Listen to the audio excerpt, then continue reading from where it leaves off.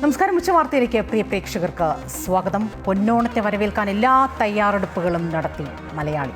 വിശദമായ റിപ്പോർട്ടുകളും ഓണവിശേഷങ്ങളും ഒക്കെ നോക്കാം. ആദ്യം തലക്കെട്ടുകൾ.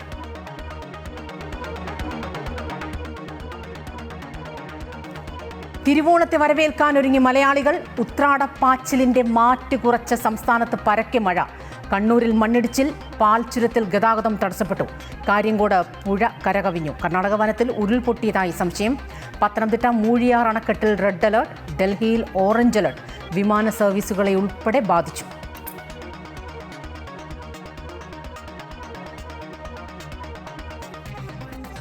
പ്രതിപക്ഷ ഉപനേതാവ് പദവി വിവാദത്തിൽ പിണറായി വിജയനെതിരെ ജനയുഗത്തിൽ സത്യൻ മൊക്കേരിയുടെ ലേഖനം. പിണറായിയുടേത് മുന്നണി മര്യാദാ ലംഘനമെന്നും ധാർമ്മികത ഉയർത്തിപ്പിടിച്ചില്ലെന്നും ആരോപണം.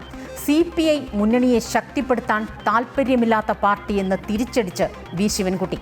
പിണറായിയുടെ നടപടി ജനാധിപത്യപരമെന്നും ശിവൻകുട്ടി.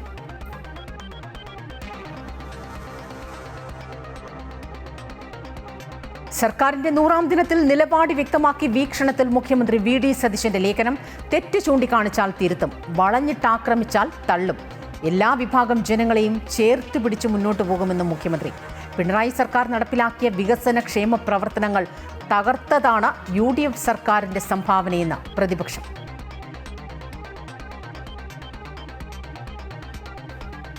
വാഹനങ്ങളിലെ അനധികൃത രൂപമാറ്റങ്ങൾക്കെതിരെ കർശന നടപടിക്കൊരുങ്ങി ട്രാൻസ്പോർട്ട് കമ്മീഷണർ. പിഴ ചുമത്താനും തുടർ നടപടികൾ സ്വീകരിക്കാനും നിർദ്ദേശം. മോട്ടോർ വെഹിക്കിൾ ഉദ്യോഗസ്ഥർക്ക് നിർദ്ദേശം നൽകിയത് ഹൈക്കോടതി ഉത്തരവിന്റെ പശ്ചാത്തലത്തിൽ.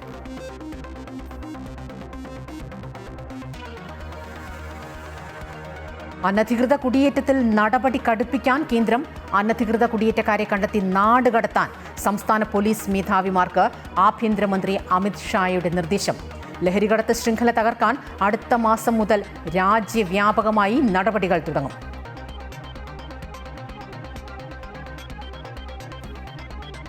കൊളംബോ ടെസ്റ്റിൽ 3ാം ദിവസം ഇന്ത്യക്കെതിരെ ലങ്ക പതറുന്നു. 4 വിക്കറ്റുകൾ നഷ്ടമായി. മഴ മൂലം മത്സരം തടസ്സപ്പെട്ടു. തിരുവോണത്തെ വരവേൽക്കാൻ ഒരുങ്ങി മലയാളികൾ. ഉത്രാടപ്പാച്ചിലിന്റെ തിരക്കിലാണ് എല്ലാവരും. ഓണവിശേഷങ്ങളുമായി ശ്രീജിത്ത് നായർ ചേരുകയാണ്. ശ്രീജിത്ത്, അവസാനവട്ട ഒരുക്കങ്ങളാണ്. സദ്യ കൂട്ടുന്നതിനും പൂക്കളത്തിനുമൊക്കെയുള്ള ആ അവസാനവട്ട ഒരുക്കങ്ങൾ. എന്തായാലും ഉച്ചയ്ക്ക് ശേഷമാകുമ്പോൾ ആ ഒരുക്കങ്ങളുടെ എല്ലാം വേഗം കൂടുമെന്ന് തന്നെ പറയണം. പക്ഷേ ഈ മഴ അല്പം എന്താണ് ഈ ആഘോഷങ്ങളുടെയൊക്കെ മാറ്റ് കുറച്ചിട്ടുണ്ടോ എന്നൊരു സംശയമാണ് പൊതുവെ.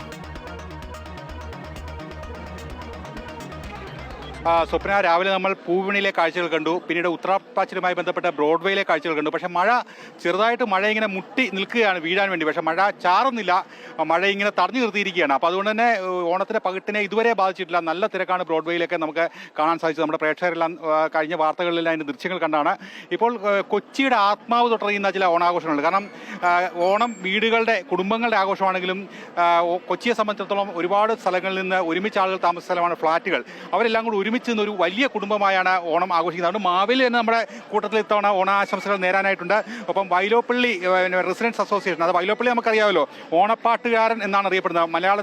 മലയാളത്തിന്റെ ആത്മാവ് തുടർന്ന ഓണക്കവിതകൾ തന്ന അദ്ദേഹത്തിന്റെ കുടുംബം തന്നെ വൈലോപ്പള്ളിയിലാണുള്ളത്. അപ്പോൾ വൈലോപ്പള്ളി റെസിഡൻസ് അസോസിയേഷൻ്റെ ഓണാഘോഷത്തിലാണ് നമ്മളുള്ളത്. എങ്ങനെയുണ്ട് ഫ്ലാറ്റ് ഓണാഘോഷമൊക്കെ എങ്ങനെ പോകുന്നു? ആദ്യമായി വൈലോപ്പള്ളി റെസിഡൻസ് അസോസിയേഷൻ്റെ ഓണാശംസകൾ നേരുകയാണ്. വയലപ്പള്ളി ഓണപ്പാട്ടുകാരൻ്റെ നാട്ടിലെ ഓണമാണ് ഞങ്ങൾ ആചരിക്കുന്നതും ആഘോഷിക്കുന്നതും. ഞങ്ങളെ സംബന്ധിച്ച് പറഞ്ഞാൽ, വയലപ്പള്ളിയെ സംബന്ധിച്ച് പറയുമ്പോൾ സമത്വസുന്ദരമായ കേരളം വിഭാവനം ചെയ്ത ഒരു എഴുത്തുകാരനും കവിയുമായിരുന്നു. എല്ലാ അർത്ഥത്തിലും ഞങ്ങൾ 100, 200, 250 കുടുംബക്കാർ ഇവിടെ താമസിക്കുന്നു. പല നാട്ടിൽ വന്ന് താമസിക്കുന്നവരാണെങ്കിലും ഞങ്ങൾ ഓണം അതിൻ്റെ എല്ലാ അർത്ഥത്തിലും സമത്വസുന്ദരമായി ആഘോഷിക്കാൻ എല്ലാ വർഷവും നടത്തുന്ന ശ്രമത്തിൻ്റെ ഭാഗമാണ് ഇത്തവണയും ഈ ഓണം ഇവിടെ ആഘോഷിക്കുന്നത്.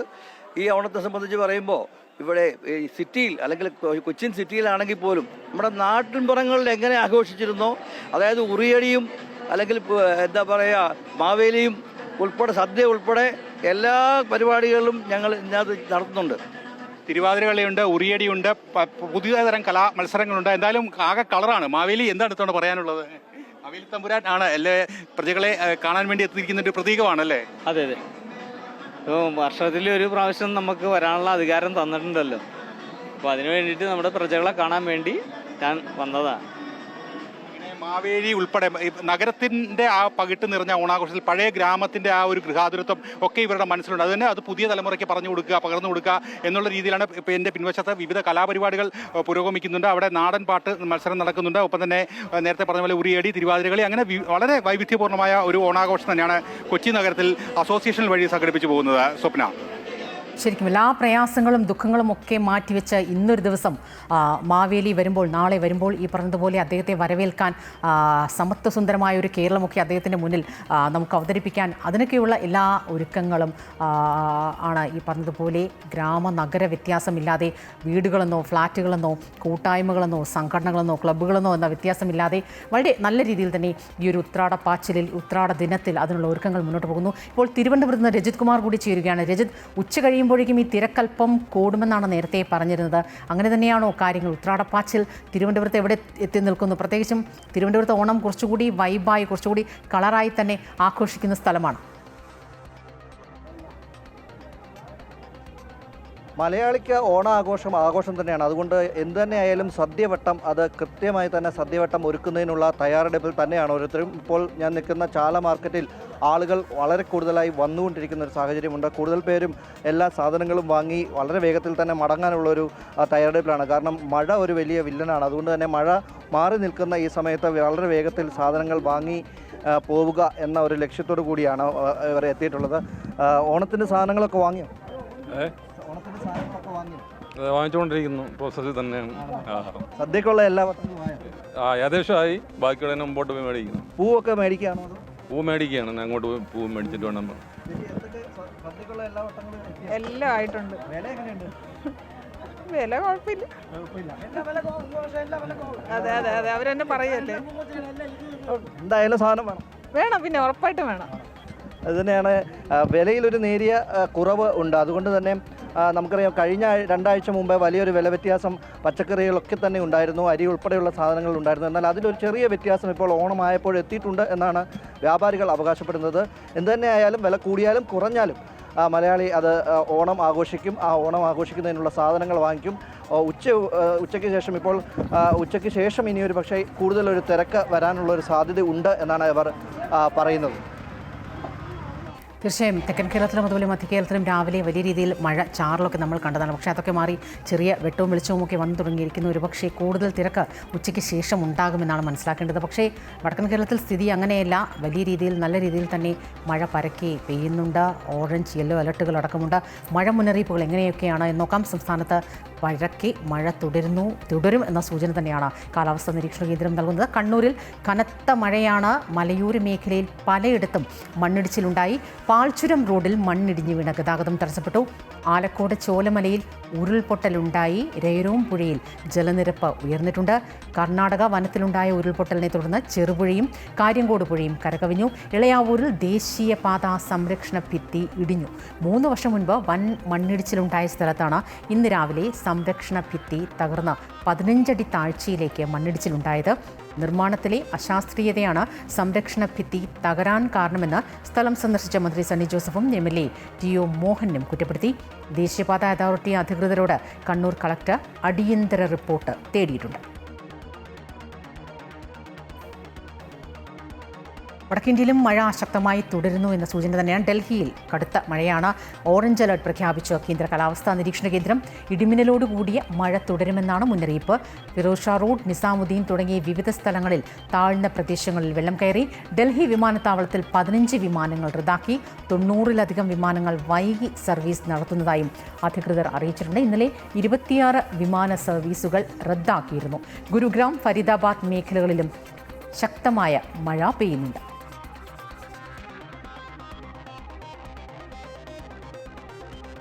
മലപ്പുറത്തെ നബിദിന റാലിയിൽ മാവേലിയും. പെരിന്തൽമണ്ണ, തേക്കിൻകോട്, കൂമ്പൻകല്ല് ജുമാ മസ്ജിദിന്റെ കീഴിൽ വരുന്ന വിവിധ മദ്രസകളുടെ നബിദിനാഘോഷയാത്രയിലാണ് മാവേലിയും പങ്കെടുത്തത്. വിവിധ സ്ഥലങ്ങളിൽ ജാതിമത ഭേദമന്യേ മാവേലി ഉൾപ്പെടെ യാത്രയെ സ്വീകരിച്ചു. മഹല്ല പ്രസിഡന്റ് ഫസൽ റഹ്മാൻ തങ്ങളുടെയും മഹല്ല ഖത്തീഫ് മൊയ്തീൻ കുട്ടി ദാരിമിയുടെയും നേതൃത്വത്തിലായിരുന്നു ഘോഷയാത്ര നടന്നത്.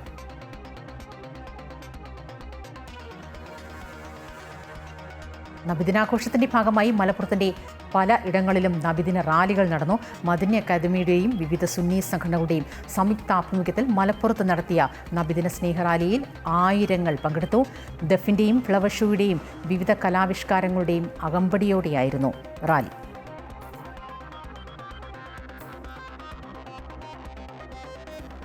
സർക്കാരിന്റെ 100ാം ദിവസത്തിൽ മുഖ്യമന്ത്രി VD സതീശന്റെ ലേഖനം.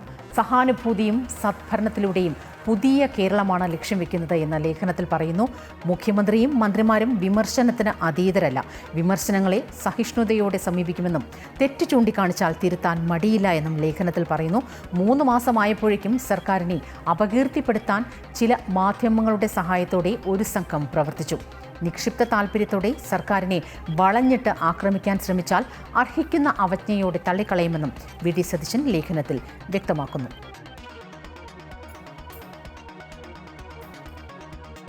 പ്രതിപക്ഷ ഉപനേതാവ് പദവി വിവാദത്തിൽ പിണറായി വിജയനെതിരെ CPI മുഖപത്രത്തിൽ ലേഖനം. അസിസ്റ്റന്റ് സെക്രട്ടറി സത്യൻ മൊകേരിയുടേതാണ് ലേഖനം.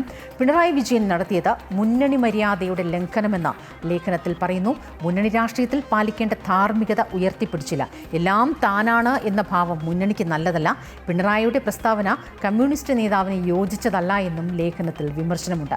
കൂട്ടായ നേതൃത്വമാണ് LDFന്റെ അന്തസ്സത്തെയെന്നും ലേഖനത്തിൽ ചൂണ്ടിക്കാട്ടുന്നു. അതിനിടെ പിണറായിക്ക് പിന്തുണയുമായി V ശിവൻകുട്ടി രംഗത്തെത്തി. മുന്നണിയെ ശക്തിപ്പെടുത്താൻ താൽപര്യപ്പെടാൻ ശ്രമിക്കാത്ത പാർട്ടിയാണ് CPI എന്നും CPI രാഷ്ട്രീയ മര്യാദ ലംഘിച്ചുവെന്നും ശിവൻകുട്ടി തിരിച്ചടിച്ചു.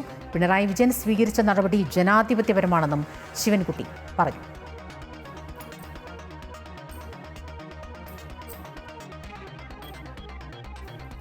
വാഹനങ്ങളിലെ അനധികൃത മോഡിഫിക്കേഷനെതിരെ കർശന നടപടിക്കൊരുങ്ങി മോട്ടോർ വാഹന വകുപ്പ്. പരിശോധന ശക്തമാക്കും. വാഹനങ്ങളിൽ കണ്ടെത്തുന്ന ഓരോ അനധികൃത മോഡിഫിക്കേഷനും പിഴ ഈടാക്കും. പിഴ ഈടാക്കിയാൽ മോഡിഫിക്കേഷൻ മാറ്റി വീണ്ടും വാഹനം ഹാജരാക്കണം. ഹൈക്കോടതി ഉത്തരവിന്റെ പശ്ചാത്തലത്തിലാണ് ട്രാൻസ്പോർട്ട് കമ്മീഷണർ മോട്ടോർ വെഹിക്കിൾ ഉദ്യോഗസ്ഥർക്ക് നിർദ്ദേശം നൽകിയത്.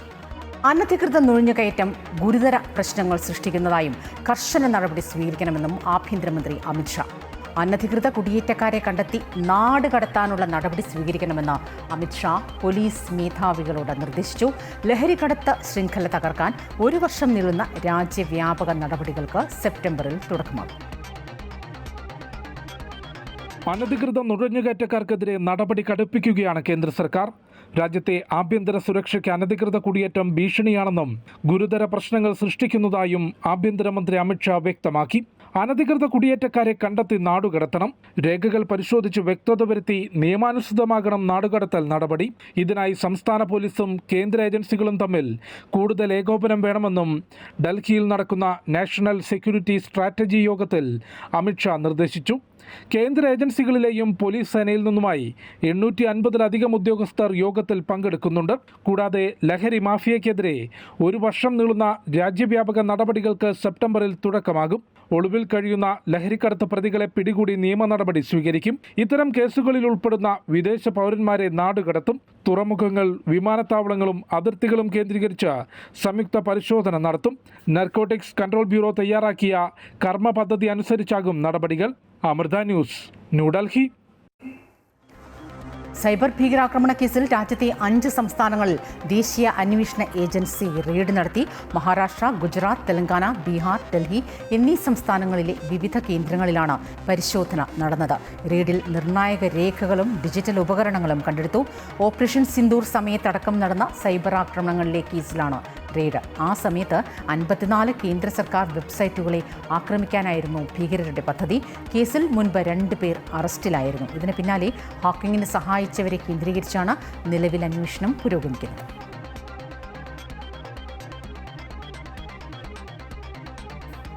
ശക്തമായ നിശ്ചയദാർഢ്യമുണ്ടെങ്കിൽ എന്തും സാധ്യമാകുമെന്ന് മാതാ അമൃതാനന്ദമയി മഠം ജനറൽ സെക്രട്ടറി സ്വാമി പൂർണ്ണാമൃതാനന്ദപുരി. അമൃത വിശ്വവിദ്യാപീഠം കൊച്ചി ക്യാമ്പസിൽ 2 ദിവസങ്ങളിലായി നടന്ന ബിരുദ സമർപ്പണ ചടങ്ങിൽ സംസാരിക്കുകയായിരുന്നു അദ്ദേഹം. 609 വിദ്യാർത്ഥികൾ ബിരുദവും 30 പേർ PhDയും ഏറ്റുവാങ്ങി. കൊച്ചി അമൃത ആശുപത്രിയിലെ അമൃതായനം ഓഡിറ്റോറിയത്തിൽ നടന്ന ചടങ്ങുകളിൽ വിവിധ വിഭാഗങ്ങളിൽ നിന്നായി 262 പേർ ബിരുദവും 317 പേർ ബിരുദാനന്തര ബിരുദവും 30 പേർ PhD ബിരുദവും ഏറ്റുവാങ്ങി. ഇച്ഛാശക്തിയും ജ്ഞാനശക്തിയും ക്രിയാശക്തിയും വഴി പ്രകൃതിയുടെ ദൈവികമായ സഹായം സാധ്യമാക്കാൻ കഴിയുമെന്ന് സ്വാമി പൂർണ്ണാമൃതാനന്ദപുരി പറഞ്ഞു. Amma says 3 things are very important to become successful in our life. that is Icha Shakti, Jnana Shakti and Kriya Shakti. Willpower, power of knowledge and power of action. If you want to achieve something, never think that I will try to achieve. No other option. I will achieve it. That strong determination can change the settings of this nature. Divine invisible help will come to you. To activate it, we need that strong determination. So if you have strong determination, then you will search how to achieve it. Then you will try to learn about it. Then Jnana Shakti, then you are activating Jnana Shakti. And after that, you have to put it into practice. Icha Shakti, Jnana Shakti and Kriya Shakti. Amrita school of medicine, Amrita school of dentistry, Amrita school of business എന്നിവിടങ്ങളിലെ വിദ്യാർത്ഥികളുടെ ബിരുദദാന ചടങ്ങിൽ Manipal academy of higher education pro vice chancellor doctor Dileep Gopinath Naik മുഖ്യാതിഥിയായിരുന്നു. InApp സഹസ്ഥാപകനും സിഇഒയും NASSCOM national council അംഗവുമായ Vijayakumar, Amrita school of business principal professor Rajeev Prasad, doctor Shanti Nair, doctor Prashant R Nair, doctor Balagopal Varma, doctor DM Vasudevan, doctor Raghuraman തുടങ്ങിയവർ ചടങ്ങിൽ പങ്കെടുത്തു. Amrita school of nano science and molecular medicine, Amrita school of pharmacy എന്നിവിടങ്ങളിലെ വിദ്യാർത്ഥികളുടെ ബിരുദദാന ചടങ്ങും തുടർന്നുള്ള ദിവസം നടന്നു. Central drug research institute Lucknow director doctor Radha Rangarajan മുഖ്യാതിഥിയായിരുന്നു. Amrita school of pharmacy principal doctor Sabitha M, doctor Bipin Nair, doctor Shantikumar V Nair, doctor P Krishnakumar തുടങ്ങിയവർ സംസാരിച്ചു. വിവിധ വിഭാഗങ്ങളിൽ മികവ് പുലർത്തിയ വിദ്യാർത്ഥികൾക്കുള്ള പുരസ്കാരങ്ങൾ, റാങ്ക് സർട്ടിഫിക്കറ്റുകൾ, PhD ബിരുദങ്ങൾ എന്നിവയും വിതരണം ചെയ്തു. അമൃത ന്യൂസ്, കൊച്ചി. സ്കൂൾ യൂണിഫോമിനൊപ്പം ഹിജാബ് ധരിക്കാൻ അനുവദിക്കണമെന്ന വിദ്യാർത്ഥിനികളുടെ ഹർജി അലഹബാദ് ഹൈക്കോടതി തള്ളി. ഹിജാബ് ധരിക്കുന്നത് ഇസ്ലാമിലെ അനിവാര്യമായ മതാചാരമാണെന്ന് സ്ഥാപിക്കാൻ കഴിയില്ലെന്ന് കോടതി വ്യക്തമാക്കി. പ്രയാഗ്രാജിലെ +1 വിദ്യാർത്ഥിനിയാണ് യൂണിഫോമിനൊപ്പം ഹിജാബ് ധരിക്കാനുള്ള അനുമതിക്കായി ഹൈക്കോടതിയെ സമീപിച്ചത്. 8 മാസം ശമ്പളം കുടിശ്ശികയായതിനെ തുടർന്ന് മാധ്യമം പത്രത്തിലെ ജീവനക്കാർ ഉത്രാട ദിനത്തിൽ സംയുക്ത സമരസമിതിയുടെ നേതൃത്വത്തിൽ പ്രതിഷേധ ധർണ നടത്തി. കോഴിക്കോട് മുതലക്കുളത്ത് നടത്തിയ സമരം CETU അഖിലേന്ത്യാ സെക്രട്ടറി KN ഗോപിനാഥ് ഉദ്ഘാടനം ചെയ്തു. കുടിശ്ശിക നൽകിയില്ലെങ്കിൽ സെപ്റ്റംബർ 3 മുതൽ മാധ്യമം ആസ്ഥാനത്ത് അനിശ്ചിതകാല സമരത്തിലേക്ക് കടക്കാനാണ് സംയുക്ത സമരസമിതിയുടെ തീരുമാനം.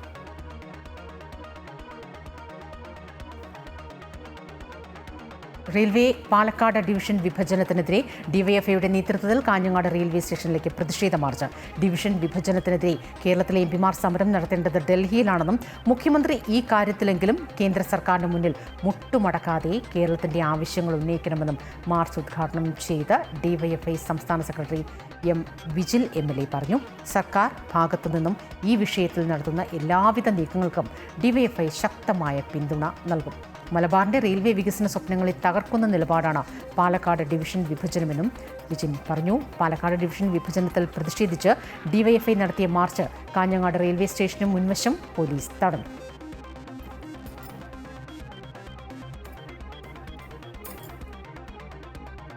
പാലക്കാട് റെയിൽവേ ഡിവിഷൻ വിഭജനത്തിൽ കോഴിക്കോടും ഡിവൈഎഫ്ഐയുടെ പ്രതിഷേധം. കോഴിക്കോട് റെയിൽവേ സ്റ്റേഷനിലേക്ക് നടത്തിയ മാർച്ച് പോലീസ് ബാരിക്കേഡ് വെച്ച് തടഞ്ഞു. പാലക്കാട് റെയിൽവേ ഡിവിഷൻ വിഭജിച്ച തീരുമാനത്തിൽ നിന്ന് കേന്ദ്രം പിന്മാറണമെന്നും ഇതേ തുടർന്ന് വലിയ സാമ്പത്തിക നഷ്ടം ഉണ്ടാകുമെന്നും ഡിവൈഎഫ്ഐ അഖിലേന്ത്യാ പ്രസിഡന്റ് V വസീഫ് പറഞ്ഞു. മാർച്ച് ഉദ്ഘാടനം ചെയ്ത് സംസാരിക്കുകയായിരുന്നു അദ്ദേഹം. പാലക്കാട് ഡിവിഷൻ നിലനിർത്താനുള്ള പ്രതിഷേധത്തിന് കോൺഗ്രസ് നേതൃത്വം നൽകണമെന്നും അദ്ദേഹം കൂട്ടിച്ചേർത്തു. ഡിവൈഎഫ്ഐ സംസ്ഥാന ജനറൽ സെക്രട്ടറി സച്ചിൻ ദേവ് ഉൾപ്പെടെയുള്ള നേതാക്കൾ മാർച്ചിൽ പങ്കെടുത്തു.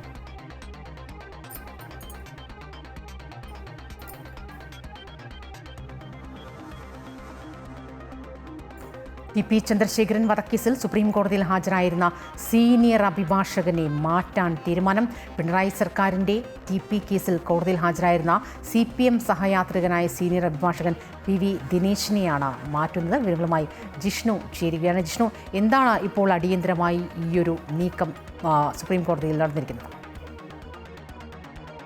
സ്വപ്ന, സർക്കാരിന്റെ തീരുമാനപ്രകാരമാണ് ഇത്തരത്തിലൊരു അഭിഭാഷകനെ ടി പി ചന്ദ്രശേഖരൻ വധക്കേസിൽ മാറ്റുന്നത്. നേരത്തെ പിണറായി വിജയൻ സർക്കാരിന്റെ കാലത്ത് ഈ കേസിൽ ഹാജരായിരുന്നത് CPM സഹയാത്രികൻ കൂടിയായിരുന്ന അഭിഭാഷകൻ PV ദിനേശനായിരുന്നു. ഇപ്പോൾ സംസ്ഥാന സർക്കാർ തീരുമാനിച്ചിട്ടുള്ളത് മുൻ സോളിസിറ്റർ ജനറൽ രഞ്ജിത് കുമാർ, അതല്ലെങ്കിൽ മറ്റൊരു അഭിഭാഷകൻ സിദ്ധാർത്ഥ് ലൂത്ര എന്നിവരിൽ ആരെങ്കിലും ഈ കേസിൽ ഹാജരാക്കാനാണ് സംസ്ഥാന സർക്കാരിന്റെ തീരുമാനം. നേരത്തെ ഏറ്റവും പ്രധാനപ്പെട്ട കാര്യം CPM സഹയാത്രികൻ കൂടിയായ അഭിഭാഷകനെയായിരുന്നു പിണറായി വിജയൻ സർക്കാരിന്റെ കാലത്ത് TP ചന്ദ്രശേഖരൻ വധക്കേസിൽ സുപ്രീം കോടതിയിൽ ഹാജരാക്കിയിരുന്നത്. അതിലൊരു മാറ്റമാണ് ഇപ്പോൾ വരുത്തുന്നത്. ഒപ്പം ഈ കേസിൽ കൊടിസുനി ഉൾപ്പെടെയുള്ള 7 പ്രതികളുടെ ജാമ്യാപേക്ഷ പരിഗണിക്കുന്നത് സുപ്രീം കോടതി 3 ആഴ്ചത്തേക്ക് മാറ്റിവെച്ചിട്ടുണ്ട്. പ്രതികൾ കോടതിയെ സമീപിച്ചത് കഴിഞ്ഞ 13 വർഷത്തിലധികമായി ജയിലിൽ കഴിയുകയാണ്, ദീർഘകാലമായി ജയിലിൽ കഴിയുന്നു. അതിനാൽ ജാമ്യം അനുവദിക്കണമെന്നും ജാമ്യാപേക്ഷ അടിയന്തരമായി പരിഗണിക്കണം എന്ന ആവശ്യവുമായിരുന്നു സുപ്രീം കോടതിക്ക് മുൻപിലേക്ക് വെച്ചത്. എന്നാൽ ജസ്റ്റിസ് സതീഷ് ചന്ദ്ര ശർമ്മ അധ്യക്ഷനായ ബെഞ്ച് ഹർജി പരിഗണിക്കുന്നത് 3 ആഴ്ചത്തേക്ക് മാറ്റിവെച്ചിരിക്കുകയാണ്. TP വധക്കേസിൽ സുപ്രീം കോടതിയിൽ ഹാജരായിരുന്ന സീനിയർ അഭിഭാഷകനെ മാറ്റാനുള്ള തീരുമാനം പിണറായി സർക്കാരിന്റെ TP കേസിൽ കോടതിയിൽ ഹാജരായിരുന്ന CPM സഹയാത്രികൻ സീനിയർ അഭിഭാഷകൻ PV ദിനേശിനെയാണ് മാറ്റുന്നത്. ഈ കായിക വാർത്തകൾ നോക്കാം.